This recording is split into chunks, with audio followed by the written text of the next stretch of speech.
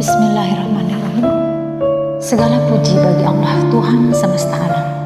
Salawat dan salam kita haturkan kepada semua Nabi Allah, terkhusus Nabi terakhir kita Muhammad Sallallahu Alaihi Wasallam. Assalamualaikum warahmatullahi wabarakatuh. Hari ini hari ke-28 Safar 1445 Hijriah, dan kita baca Quran Surat Al-Fatihah, Quran Surat Al-Jin, sampai dengan Quran Surat Al-Mursalat. Dan topik kita hari ini adalah implikasi bagi umat manusia atas kembalinya Isa Al-Masih.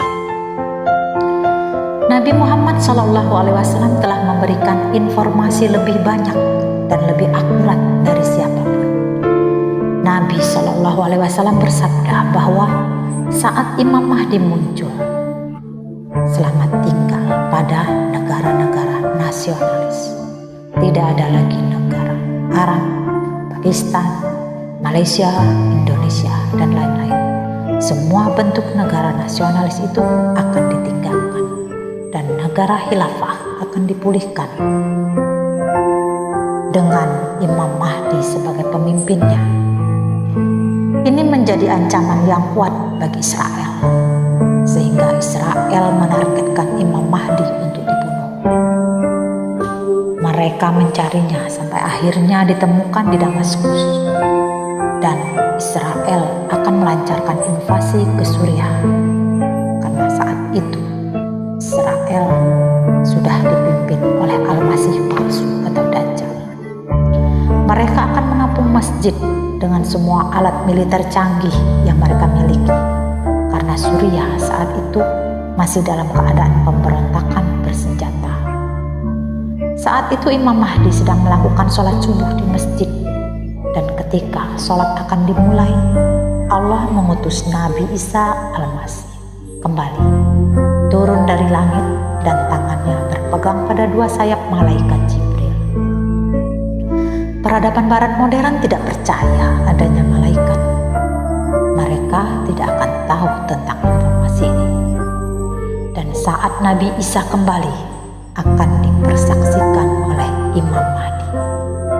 Seperti saat pertama Nabi Isa mengatakan sebagai Nabi dipersaksikan oleh Nabi Yahya alaihissalam.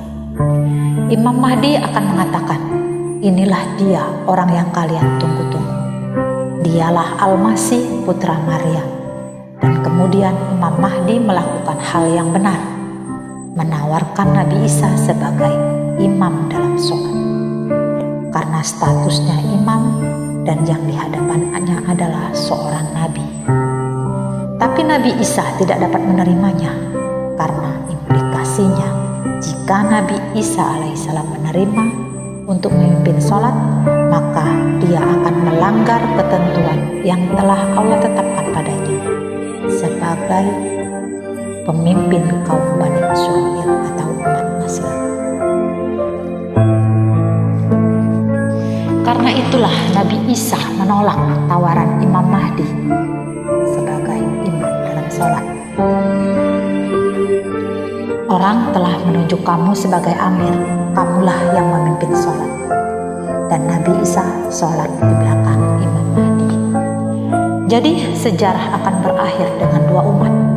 Satu umat dipimpin oleh Imam Mahdi, yaitu umat Nabi Muhammad yang mengikuti syariat dalam Al-Quran, dan yang lain dipimpin oleh Nabi Isa alaihissalam yang mengikuti syariat yang ditentukan dalam Taurat dan Injil. Implikasi dari bergabungnya Al-Masih dalam sholat berjamaah tersebut adalah Nabi Isa mengirimkan pesan kepada umatnya. Nabi Isa membenarkan Al-Quran sebagai firman Allah, dan Nabi Muhammad adalah nabinya. Dan segala sesuatu yang dikatakan Al-Quran tentang dirinya adalah kebenaran mutlak. Jadi itulah pesan penting bagi dunia Kristen. Dan pesan penting untuk dunia Yahudi adalah ketika beliau menyuruh membuka gerbang masjid itu setelah selesai sholat berjamaah, dan tentara Israel yang berada di luar yang dipimpin oleh Al-Masih palsu yang telah bersiap-siap untuk membunuh Imam Mahdi. Kemudian sesuatu mengejutkan terjadi setelah satu orang keluar dari masjid, dan ketika melihat orang itu, Al-Masih palsu mereka ketakutan. Dia akan mencair seperti garam terkena air. Begitu sabda Rasulullah. Dia akan melarikan diri untuk menyelamatkan kehidupannya. Dan seluruh tentara Israel yang melihat akan terkejut dan bingung melihat kejadian itu. Sekarang Isa Al-Masih mengejar Al-Masih palsu alias Dajjal. Sampai mereka tersadar inilah yang dikatakan Nabi Muhammad SAW terjadi. Mereka baru menyadari bahwa Al-Masih yang mereka ikuti selama ini adalah palsu. Dan seketika mereka juga mengingat hadis Nabi tentang umat Muslim yang akan melawan orang Yahudi dan membunuhnya, sampai bahkan batu pun akan berbicara. Muslim, ada Yahudi di belakangmu, di sini, dan bunuh dia. Kemudian Ya'juj dan Ma'juj ini akan diserang Allah dengan perang biologis, seperti saat mereka menyerang kita dengan COVID-19 2 tahun yang lalu. Mereka akan diserang dari atas tulang belakang mereka, dan mereka akan jatuh pingsan dan keesokannya akan mati.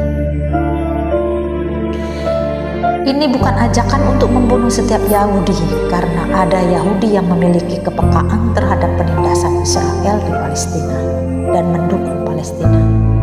Jadi ketika Al-Masih kembali, pengetahuan tentang Al-Quran adalah otoritatif, yaitu satu-satunya orang yang diajarkan Al-Quran langsung oleh Allah selain Nabi Muhammad SAW.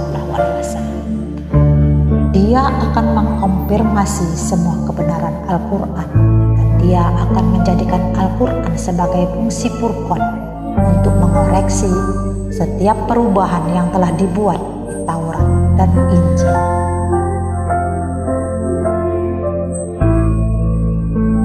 Dan untuk dunia Hindu dan Buddha, sejauh sebuah agama masih mempertahankan unsur kebenarannya, maka agama itu tidak akan dihancurkan oleh Al-Masih.